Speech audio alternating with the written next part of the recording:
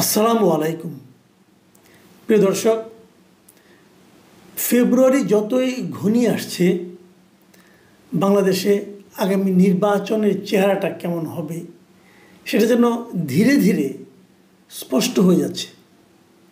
আর আমি বিস্ময়ের সঙ্গে লক্ষ্য করছি যে ক্ষমতায় যাওয়ার জন্য রাজনৈতিক দলগুলো কতটা তাদের চরিত্র পরিবর্তন করতে পারে সেটা আমি দেখছি বিস্ময়ের সঙ্গে।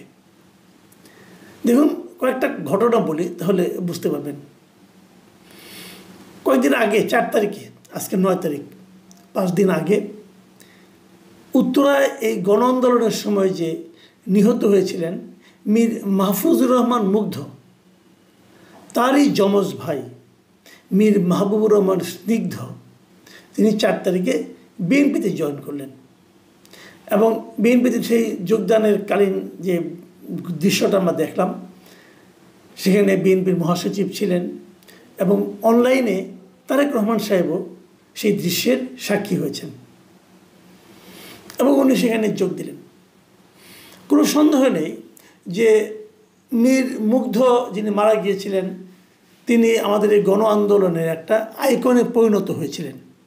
সবাই এই নামটা এখন জানেন, কিন্তু সেই নামের যে ব্যক্তি যিনি নিজের জীবন দিয়েছেন তারই যমজ ভাই তিনিও কিন্তু একটা গুরুত্বপূর্ণ ক্যারেক্টার হয়ে দাঁড়িয়েছিলেন। এরপরে এই জুলাই ফাউন্ডেশনের উনি দায়িত্বেও ছিলেন কিছুদিন, তারপরে যা হোক পদত্যাগ করেছেন, কেন করেছেন এটা নিয়ে নানা কথা আছে, সেই আলোচনায় আমি যাচ্ছি না। কাজেই রাজনীতিতে এই নামটা, এই ক্যারেক্টারটা অবশ্যই একটা বিএনপির জন্য একটা প্লাস পয়েন্ট হিসাবে আমি মনে করি হয়েছে। পাশাপাশি স্নিগ্ধর জন্য এটা একটা প্লাস পয়েন্ট, একটা বড় দলে উনি যোগ দিতে পেরেছেন, এ পর্যন্ত ঠিক আছে। কিন্তু তারপর শুনলাম তিনি নাকি উত্তরার থেকে বিএনপির ক্যান্ডিডেট হচ্ছেন। এটা শুনে আমি প্রথমে একটু হোঁচট খেলাম এই কারণে যে স্নিগ্ধ তো আগে বিএনপি করতেন না, কখনোই করতেন না। তাহলে উত্তরাতে এই যে আওয়ামী লীগের 15 বছর, আওয়ামী লীগের যে 15.5 বছর সময় শাসনকাল, এই সময় আওয়ামী লীগ যে বিএনপি নেতা কর্মীদের উপর যে নিদারুণ টর্চার করেছেন, এই টর্চারের সময়টাকে, দলটাকে ওখানে ধরে রাখা, এই সমস্ত কাজে দলকে ধরে রাখা, দলকে উদ্দীপ্ত করা অথবা দলের হয়ে কোনো না কোনো কাজ করা, এই কোনো কাজে গত 15.5 বছর কি মীর মাহবুবুর রহমান স্নিগ্ধের কোনোরকম ভূমিকা ছিল না। এখন যদি স্নিগ্ধ সামনে বিএনপির নমিনেশন পেয়ে যান, উনি নির্বাচিত হবেন এবং তখন কিন্তু এই এলাকায় বিএনপির যারা রাজনৈতিক নেতাকর্মী যারা আছেন তারা কিন্তু স্নিগ্ধকে নেতা মেনেই কাজ করতে হবে।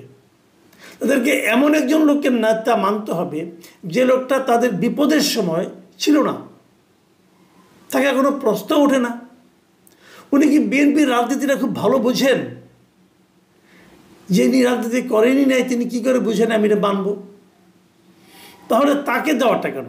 অনেক সময় এমন হয় যে এমন একজন মধ্যপন্থার লোককে আনতে হয় যে নাকি নির্বাচনে বিজয়ের ক্ষেত্রে ভালো ভূমিকা রাখে। সন্দেহ নাই মীর স্নিগ্ধ এই সময় এরকম একটা ভালো ভূমিকা রাখতে পারবে, কারণ ওনার নামের একটা কিন্তু গুরুত্ব আছে।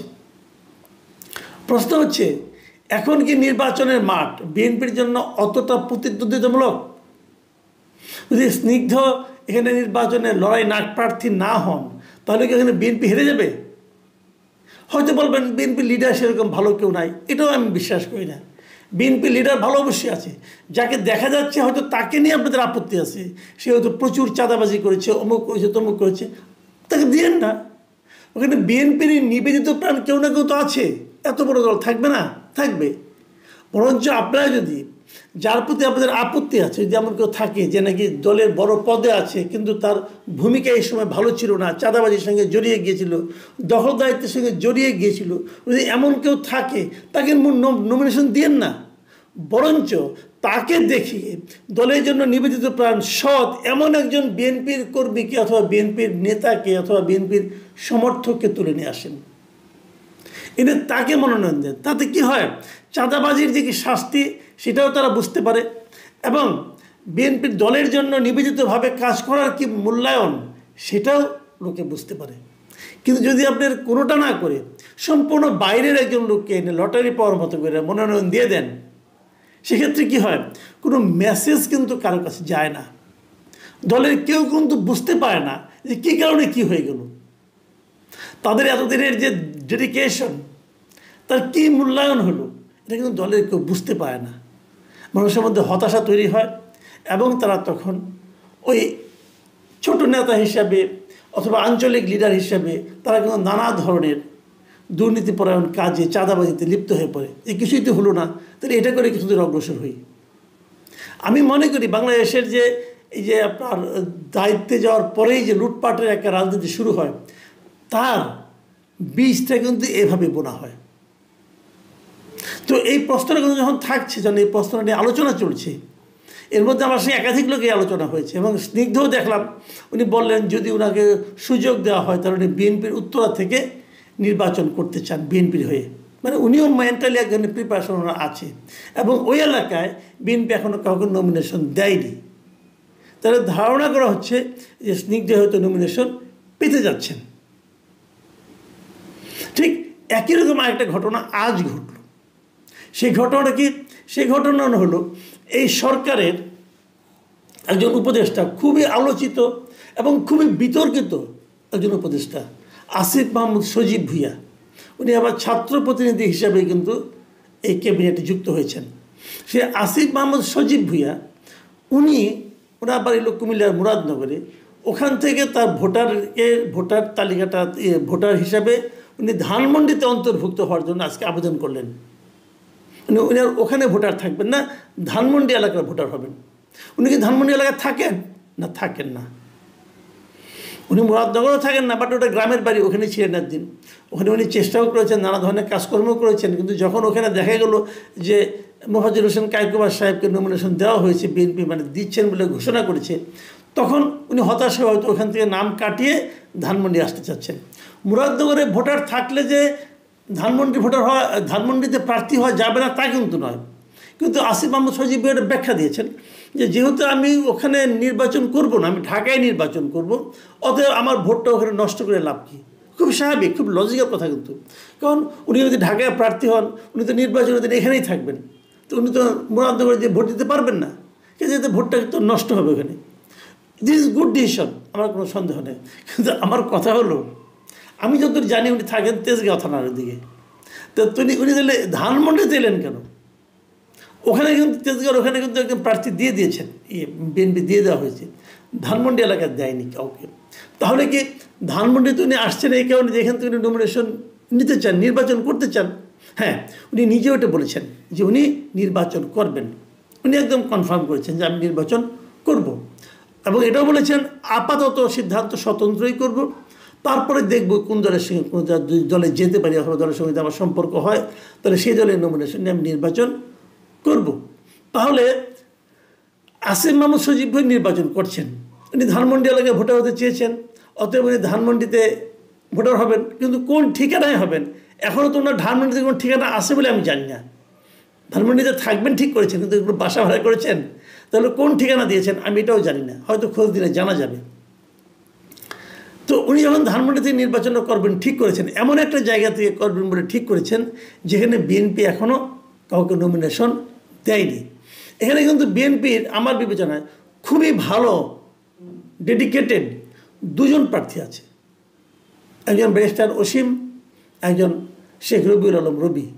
দুইজনই যথেষ্ট পরিচিত এবং দুইজনেরই অনেক এখানে আপনার মানে গুরুত্বপূর্ণ ভূমিকা আছে দলকে টিকিয়ে রাখার জন্য, এবং দুইজনই অনেক দিন ধরে বিএনপি করেন, দুইজনই চমৎকার বলেন, দুইজনের সঙ্গে আমার ব্যক্তিগতভাবে পরিচয় আছে এবং দুইজনকে আমি অত্যন্ত ভালো মানুষ বলে জানি। তো এদের যে কোনো একজন বাদ পড়লে আমার মন খারাপ হতো। এখন যদি দুজনই বাদ পড়ে যান তাহলে কি হবে? আবার ফর্চুনেটলি আমি নিজেও ধানমন্ডি এলাকার ভোটার, আমি এলাকারই ভোটার, তাহলে আমাকে তো একজন ভোট দিতে হবে। আমি এই দুজনের যে কোনো একজনকে পেলে আমার মনে হতো না ভালো একজন ক্যান্ডিডেট পাওয়া গেছে। কিন্তু এখন যদি আমাকে আসিফ মাহমুদ সজীব ভুঁইয়াকে ভোট দিতে বলা হয়, আমি সেটা দেবো না ভাই, আমি আগেই বলে দিলাম। আমি দেবো না মানে কেন? কারণ ওনার আমি এত কর্মকাণ্ডের কথা শুনেছি, স্ক্যান্ডাল শুনেছি, দেখেছি, ওনার বিভিন্ন আচার আচরণের মাধ্যমে যে আচার আচরণের যে পরিচয় আমি পেয়েছি, আমার মনে হয় না যে আমি ওনাকে ভোট দিতে পারবো শেষ মুহূর্ত পর্যন্ত। আমি জানি না, জামাতের প্রার্থীও আছে, সেটাও দেখবো কে প্রার্থী, আমার ঠিক খেয়াল নাই, হয়তো তাকেও দিতে পারি, কে জানে, অথবা কাউকে দিতে নাও পারি, কিছুই বলা যায় না। যাই হোক, তবে আমি মনে করি অনেকে হয়তো ভাবছেন যে তাহলে যেহেতু এটা এখনো ফাঁকা আছে, তাহলে এটা কি তাহলে আসিফ মাহমুদ সজীব ভূঁইয়ার জন্য ফাঁকা রাখা হয়েছে? এটা কিন্তু আসিফ মাহমুদ সজীব ভূঁইয়াকে সাংবাদিকে জিজ্ঞাসা করেছিলেন, উনি অস্বীকার করেছেন। উনি বলেছেন, না, আমার সঙ্গে সেরকম কারোর সঙ্গে কোনো আলোচনা হয়নি, কাজেই আমার সঙ্গে কোনো আলোচনা হয়নি, অতএব আমি এটা বলছি না, কিন্তু আপাতত আমি স্বতন্ত্রভাবে নির্বাচন করব। কিন্তু ঢাকার মানুষকে জিজ্ঞাসা করেন, এই এলাকার ভোটারদেরকে জিজ্ঞাসা করেন, তারা সবাই কিন্তু একই কথা বলবেন যে ওনার জন্য ফাঁকা রাখা হয়েছিল। এবং এই যে ফাঁকা রাখাতে এই যে এতদিনের যে ধারণাটা, আলাপচারিতা, যেটা নাকি মানুষ সন্দেহ করেছিল, সেটা যে সত্য হতে পারে, তার একটা নমুনা টের পাওয়া গেল উনি এই এলাকার ভোটার হওয়ার মাধ্যমে। আবার দুদিন আগে আমি এই আসিফ মাহমুদ সজীব ভূঁইয়া একটা অনুষ্ঠানে বলছিলেন যে 10-20 কোটি টাকা চায় না, ভোট করা যায় না, তাই আমাদেরকে ভাবতে হয়। মানে ওনারা যে ভোট করবেন কিনা জিজ্ঞাসা করা হয়েছিল হয়তো, অথবা নিজে থেকেই বলেছেন, টিভিতে যেটা দেখলাম আর কি, যিনি বলছেন যে 10-20 কোটি টাকা না থাকলে সংসদ নির্বাচন করা যায় না। তো এই বাস্তবতায় যাদের কালো টাকা আছে তাদেরই সুযোগ নির্বাচনে অংশগ্রহণ করার।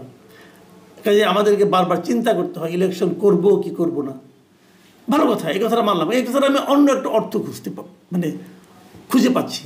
সেটা হলো, উনি নির্বাচন করবেন কি করবেন না সেই দিন পর্যন্ত ওনার ধারণা ছিল, কারণ 10-20 কোটি টাকার মধ্যে নির্বাচন করা যায় না। এখন উনি ঘোষণা করেছেন উনি নির্বাচন করছেন, তার মানে কি ওনার এর মধ্যে 10-20 কোটি টাকা কালেকশন হয়ে গেছে? নাকি এটা এমনও হতে পারে ওই সময়ে আওয়াজটা দিয়েছেন যাতে নাকি 10-20 কোটি টাকা এই 2-3 দিনের মধ্যে ম্যানেজ হয়, কেউ না কেউ তাকে দেয় যে আপনি যখন নির্বাচন করতে চান তাহলে টাকাটা নেন, আমাকে ওই কাজটা করে দেন। এগুলো কি কিছু আমি জানি না, বাট এই সন্দেহগুলো মনের মধ্যে জাগে। কিন্তু বটম লাইন হলো এই আলোচনার, আমি যেটা মনে করি, রাজনৈতিক দলগুলোর সবসময় উচিত হবে দলের প্রতি যাদের ডেডিকেশনটা বেশি, যাদেরকে দিলে দলের সম্মান বৃদ্ধি হবে, তেমন কাউকে মনোনয়ন দেওয়া। এমন কাউকে মনোনয়ন দেওয়া ঠিক হবে না